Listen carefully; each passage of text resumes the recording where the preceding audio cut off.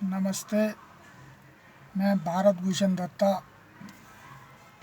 राष्ट्रीय सारथी सेवक और दिल्ली ड्राइवर हेल्पलाइन से। मैं दिल्ली का निवासी हूँ और ये मेरा संदेश हमारे भारत देश के प्रधानमंत्री माननीय श्री नरेंद्र मोदी जी के लिए है। मैं पिछले 30 साल से पर्यटन उद्योग में ड्राइविंग का काम करता हूँ और विदेशी पर्यटकों को दिल्ली और दिल्ली से बाहर की स्टेटों में घुमाने का काम करता हूँ। संकट की इस घड़ी में कोरोना वायरस की वजह से लॉकडाउन हो गया और सारा व्यवसाय चौपट हो गया। तो अब मैं हमारे देश के प्रधानमंत्री जी का ध्यान कुछ समस्याओं की तरफ दिलवाना चाहता हूँ। जैसा कि अभी पर्यटन उद्योग से होटल व्यवसाय करने वाले और ट्रैवल कंपनी वाले सब लोग सरकार से एक आर्थिक पैकेज की मांग कर रहे हैं और मुझे उम्मीद है कि सरकार इन उद्योगों को बचाने के लिए जल्द ही आर्थिक पैकेज का ऐलान करेगी। और मुझे इतना और यकीन है कि इस आर्थिक पैकेज से इस पर्यटन उद्योग के अंतिम पायदान पर खड़ा ड्राइवर उसको केवल और केवल शून्य प्राप्त होगा, उसके अलावा कुछ प्राप्त नहीं होगा। जैसा कि आप देख सकते हैं कि जो अभी कोरोना वायरस की वजह से जो हालात हैं देश और विदेश में, कम से कम 2 से 3 साल अब ये पर्यटन उद्योग चलने वाला भी नहीं है।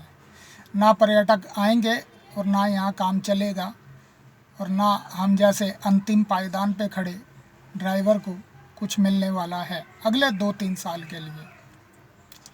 लॉकडाउन खुलने के बाद तो स्थिति और डरावनी हो जाएगी, क्योंकि तब हमें रोज़गार का चिंता हो जाएगी। रोज़गार होगा नहीं, पैसा होगा नहीं, तो जीवन यापन बहुत मुश्किल होने वाला है। मेरी खुद की एक टैक्सी गाड़ी थी जिसका परमिट 3 मई को समाप्त हो जाएगा सुप्रीम कोर्ट के निर्देशानुसार, जिसका कि पहले परमिट जो है 8 साल का हुआ करता था।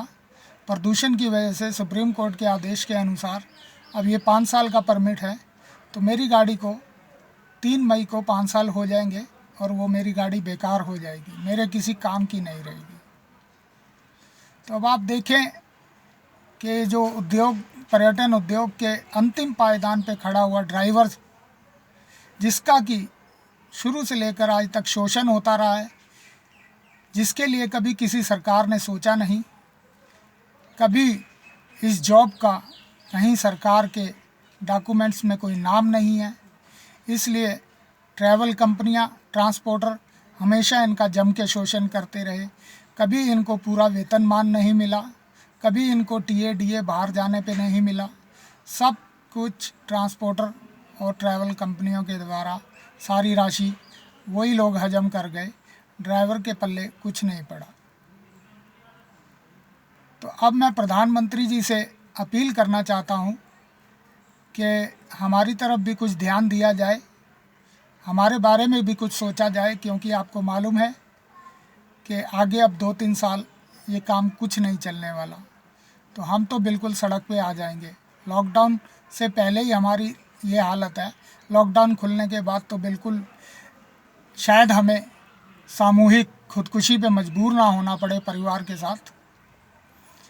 तो मेरी प्रधानमंत्री जी से अपील है कि कृपया इस तरफ ध्यान दें, और अगर नहीं दिया जाता है तो लॉकडाउन खुलने के बाद फिर हमें प्रदर्शन करना पड़ेगा, सड़कों पे आना पड़ेगा, चाहे हमें उसके लिए गोलियां लाठियां खानी पड़े, क्योंकि हालात तो हमारे लिए ऐसे हैं कि शायद हमें खुदकुशी भी करनी पड़ जाए।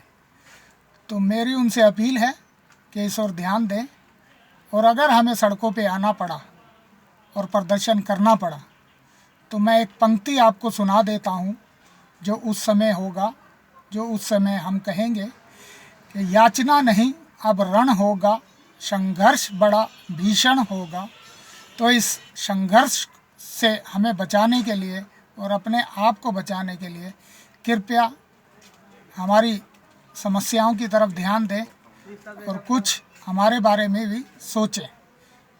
जय हिंद, वंदे मातरम, जय भारत, जय हिंद।